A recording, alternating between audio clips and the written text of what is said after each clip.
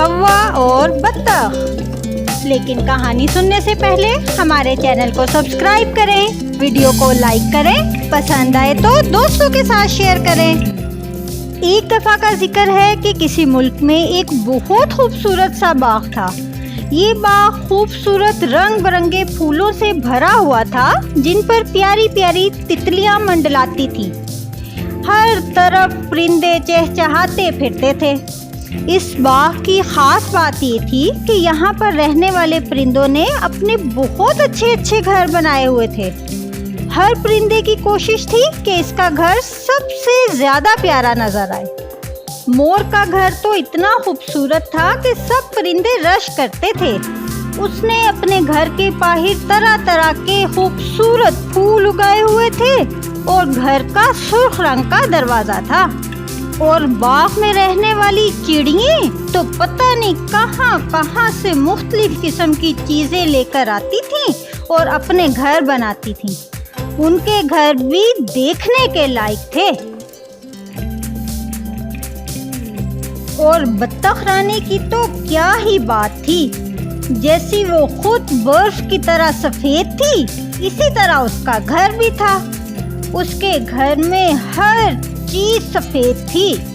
सफ़ेद फूलों की सजावट थी, सफ़ेद मोती लगे हुए थे। रात को तो उसका घर चांदनी में और भी खूबसूरत नजर आता था।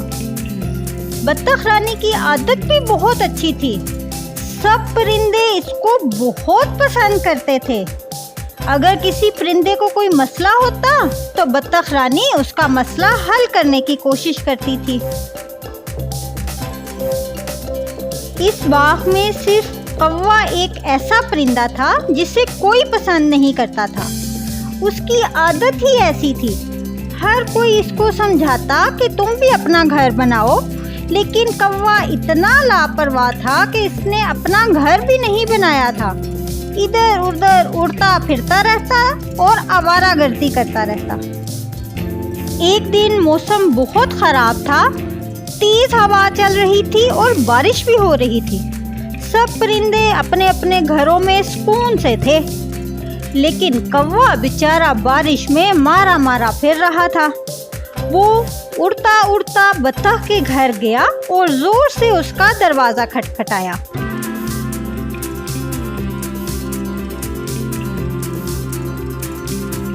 बत्तख समझ तो गई कि बाहर कौन होगा, लेकिन उसने फिर भी पूछा कि बाहर कौन है।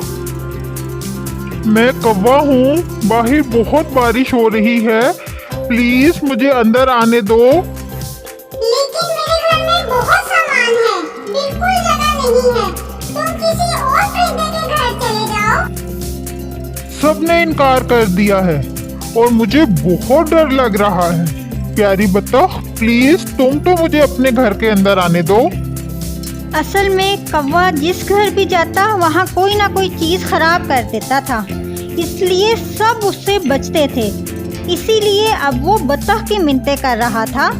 इसे पता था कि बत्तख बहुत रहम दिल है। बत्तख ने दरवाज़ा खोलते हुए कहा, अच्छा चलो आ जाओ अंदर, लेकिन मेरी कोई चीज खराब मत करना। बत्तख उसे अपने साथ ड्राइंग रूम में ले गई। चलो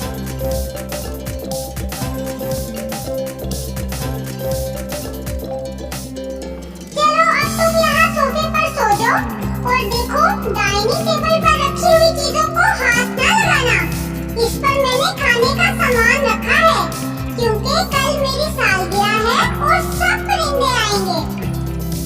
कौवा बोला, तुम बिल्कुल फिक्र ना करो प्यारी बत्तख, मैं किसी चीज को हाथ नहीं लगाऊंगा। शब बखैर। इतना कहकर बत्तख अपने कमरे में सोने के लिए चली गई। सुबह को जब वो सोकर उठी तो वो बहुत खुश थी, क्योंकि आज उसकी सालगिरह थी और सब परिंदे आने वाले थे। वो ड्राइंग रूम की तरफ बढ़ी ताकि कौवे को जगाए, लेकिन ये क्या, कौवा सब कुछ खाकर और ख़राब करके उड़ चुका था। बत्तख बेचारी बहुत परेशान हुई और चीख कर बोली, सब परिंदे आने वाले हैं, अब मैं उनको क्या खिलाऊंगी? इतने में सब मेहमान परिंदे भी आ गए। वो अपने साथ गिफ्ट भी लाए थे और खुशी से गाने गा रहे थे। Happy birthday to you, happy birthday dear बत्तख, हैप्पी बर्थडे टू यू। मोर बोला, प्यारी बत्तख, चलो अब जल्दी से केक काटो, तुम्हारा केक बहुत मजे का होता है। बेचारी बत्तख परेशान होकर तमाम परिंदों को अंदर ले आई और उनको रात का सारा माजरा सुनाया। जब परिंदों को कौवे की इस हरकत का पता चला तो उन्हें बहुत गुस्सा आया और उन्होंने कौवे से बाइकाट का फैसला कर लिया कि आइंदा इसे कभी भी बाग में दाखिल नहीं होने देंगे। फिर सब परिंदों ने मिलकर बत्तख की सालगिरह का इंतजाम किया। तमाम परिंदे बाग में से मुख्तलिफ किस्म के फल लेकर आए और मिलकर फ्रूट चाट बना ली और मोर बड़ा मजेदार सा केक लेकर आया। फिर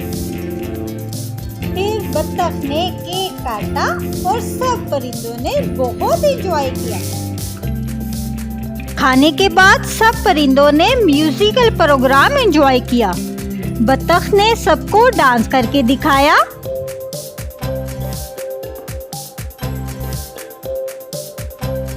और सब परिंदे खुशी से इधर उधर उड़ने लगे।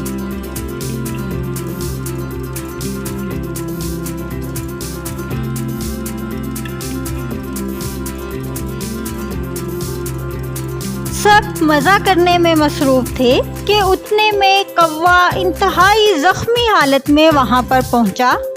उसके पैर टूट चुके थे और उसके मुंह से खून निकल रहा था। उसने रोते रोते बत्तख से कहा, प्यारी बत्तख, मुझे माफ कर दो। सुबह जब मैं तुम्हारी सब चीजें खाकर उड़ा तो एक उकाब ने मुझ पर हमला कर दिया। मैं उसका मुकाबला नहीं कर सका और नीचे गिर गया, जहां एक बिल्ली ने मेरे पर नोच लिए। मैं बहुत मुश्किल से अपनी जान बचाकर तुम्हारे पास पहुंचा हूँ। बत्तख बहुत रहमदिल थी। उससे कौवे की ये हालत ना देखी गई और उसने कौवे को माफ कर दिया और तमाम परिंदों के मशवरे से उसे हमेशा बाग में रहने की इजाज़त दे दी। तमाम परिंदे हंसी खुशी बाग में रहने लगे।